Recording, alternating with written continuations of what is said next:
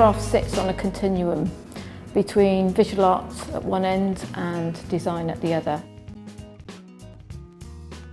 Craft today, in my opinion, has a lot of meanings, and it has expanded in a big way, because it can imply from the handmade, as we know, craft, to actually to industrial processes. Craft is also about the person behind making it, not just designing it, and it's also attaching the design element to the production again, where they've been detached for a very long time. People have become more at ease about talking about craft, and perception shifting towards the value of it has really helped to put it at the forefront of people's minds. It contributes to the economy.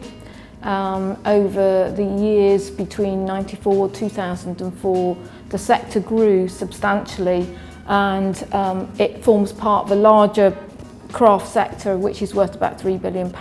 With food and also with fashion, people have really started to care about where things are made and using what materials, and are they made locally.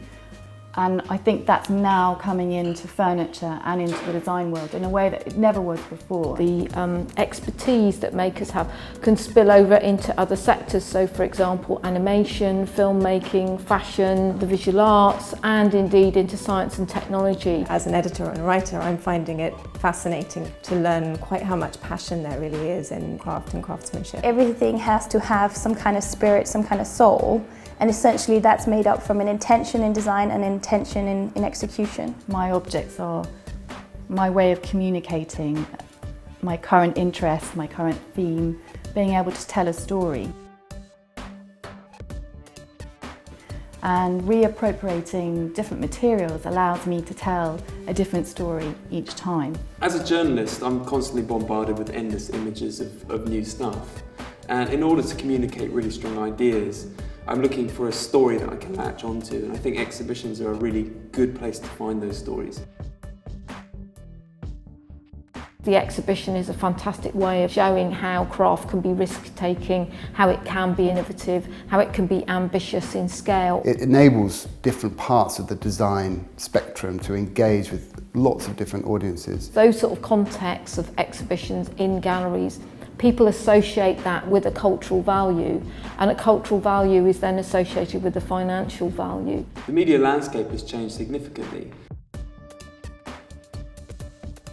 We've got a lot of magazines, we've got a lot of TV shows, but we also have the internet now, and blogs are a tremendous resource for people to discover more and more new designs from all over the world instantaneously. People can access things from the chair at their laptop, searching out things, finding information, finding out how things are made, who's producing them, who the designers to watch are. The role of the media is to try and disseminate and edit the plethora of products that are out there, so that people perhaps educate themselves as to the quality that they need to be buying into. I think people are more aware of what goes into producing a piece of furniture or an object, and therefore, are probably more discerning when they're actually acquiring those objects.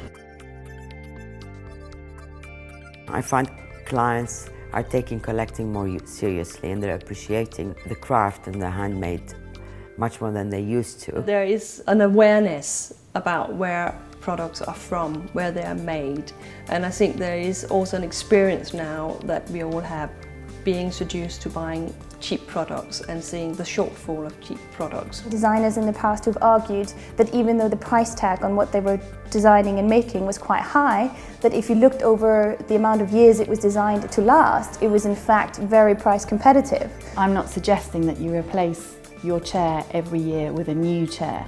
I'm suggesting that you buy something and you invest in it. The market is incredibly competitive, so designers are having to become almost entrepreneurial, very imaginative in how they market, communicate, and also price their products to really clinch the deal with consumers and their clients. It is so hard now to break it as a young designer that I see more and more young designers who have graduated actually getting involved in the production of their work as well.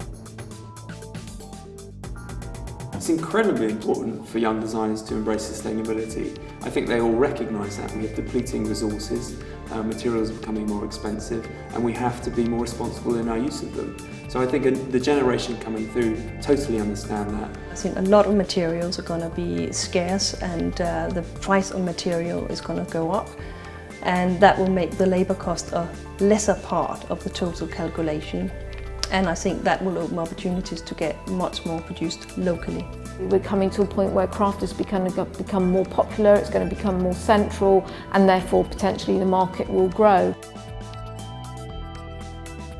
Going forward, I hope that more and more designers embrace the opportunities of new materials, of digital processes and so on, because I think those are the things that are really going to inform the future of this sector. Digital craft is really interesting because I think the way in which things will be made will change, and I think that could mean a whole new way of people thinking about how they acquire works or how they make works. The sense of the new, the sense of things to come, the willingness and the kind of desire to explore new talent, new people, things that are happening, is a real testament to the way in which design, craft, creativity looks towards a new future and is that glimmer of hope.